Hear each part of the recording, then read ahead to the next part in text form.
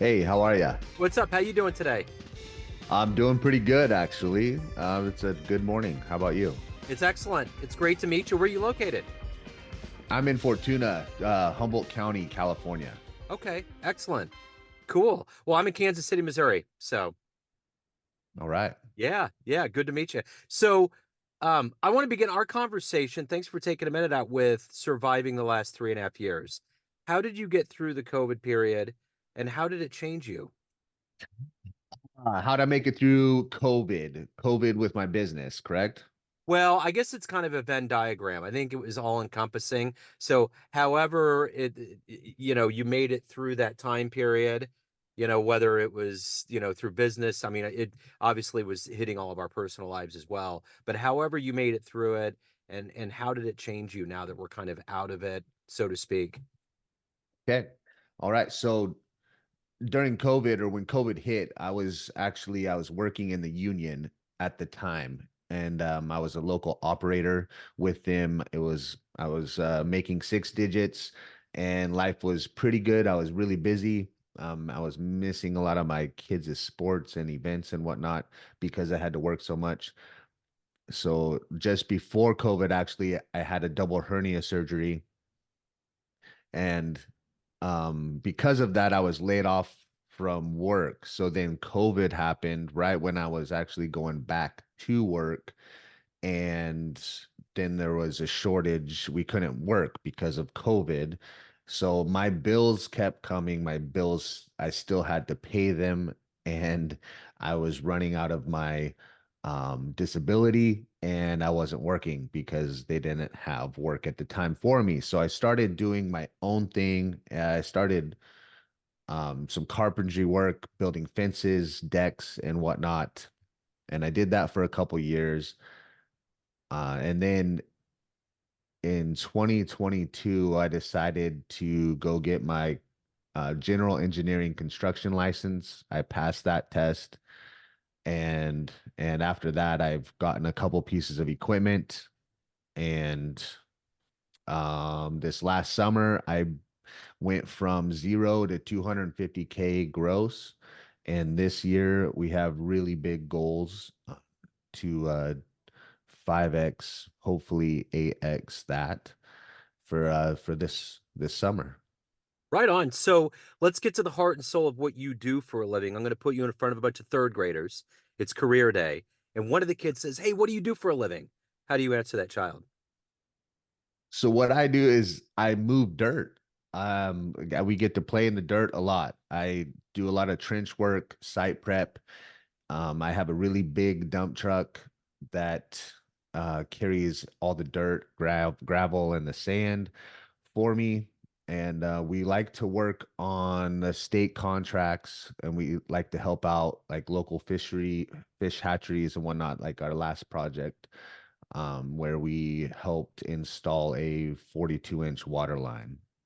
Right on. So all the little boys out there in the world are probably looking up and emulating what you're doing.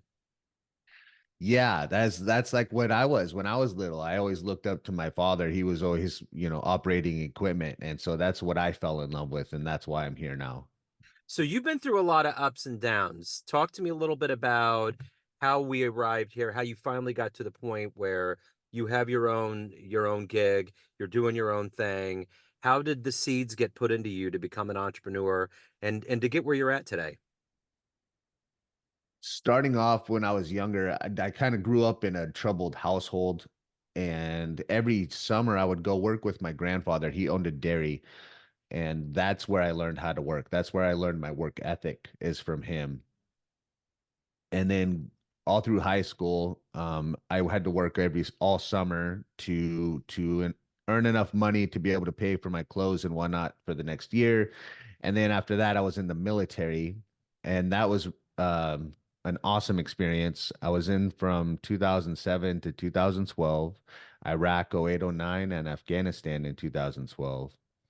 Uh, and then it just going through my past because I've never made the right decisions for a long time, and I went down a really bad path for a while. And it wasn't until about 3 years ago I finally became clean and sober, and I really turned my life around from that point to now.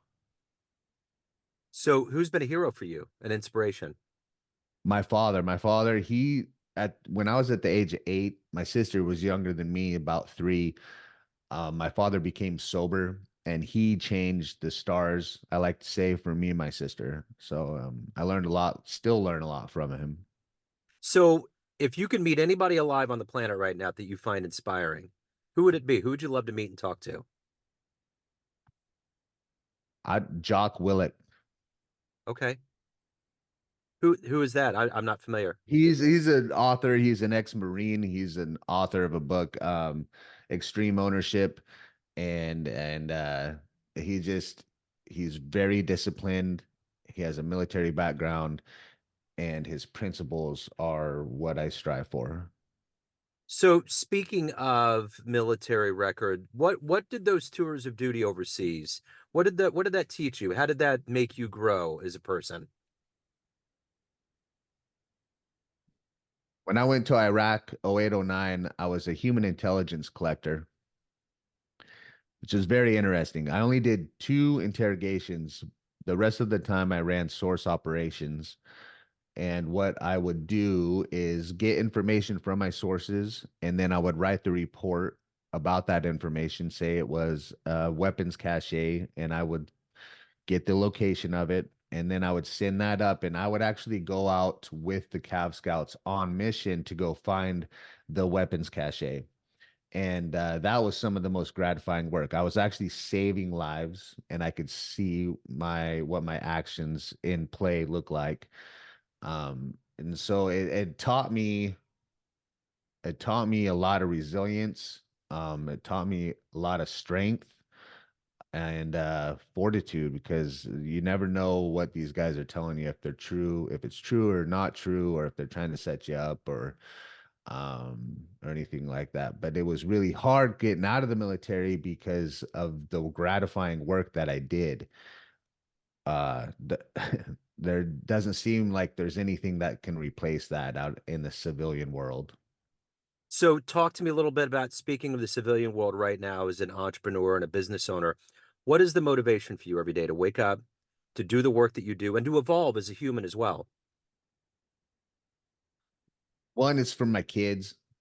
I made a promise 3 years ago that I would change my life. I'd stop drinking, and that's what I did. And sorry. Um, so what keeps me going is the fact that it feels like, I mean, I'm changing my life. A lot of people seen my life when I was growing up and it wasn't really good. And it's given a lot of hope to people so can become resilient in their transformation as well. And it feels good. And man, life when it's going good, it's going good. And when it's going bad, it's not near as bad as my worst days have been. Yeah, it's all relative, but I think the key to being a human being is evolving and getting into better places and using those early measuring sticks of just bad memories and making good ones.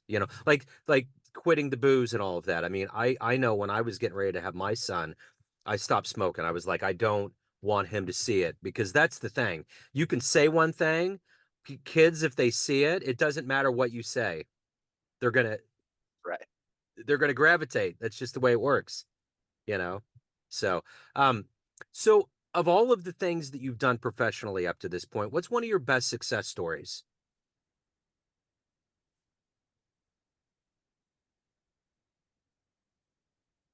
I would say so far, just recently was taking my business, becoming licensed, which was huge. That's a huge step. It's California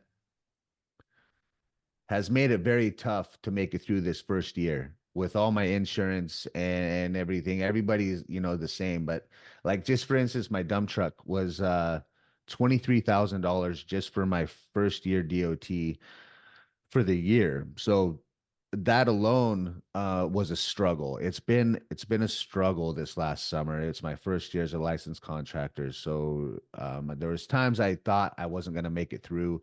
but I kept pushing forward, and I made it through. And I only made it through because of the coaches and the mentors and my inner circle that I have now.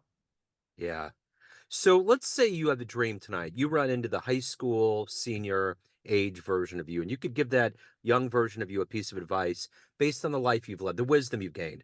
What advice would you give your younger self? I would tell myself to stop hanging around the people that I'm hanging around with, to look at who I want to be, the kind of person I want to be in 10 years, and find those people and make those people your friends. For sure. So everyone out there has a perception of you, family, friends, your clients, but you run the show. What's your perception of you? Who do you think you are? Man, that's a good question because there was a long time in my life where I couldn't look at myself in the mirror for a long time. And what I see now is a man that is confident, that is getting my confidence back, that it has a very big heart, and is starting to understand more, and learning that relationships are really key and communication is key to life and business. So if anyone out there wants to reach out, learn more about you, anything about your world, where's the best place to go? www.digkelco.com. That's my website. I'm on social medias with Instagram at Kelco Construction, same with Facebook, and my TikTok is Native Viking 3. Right on.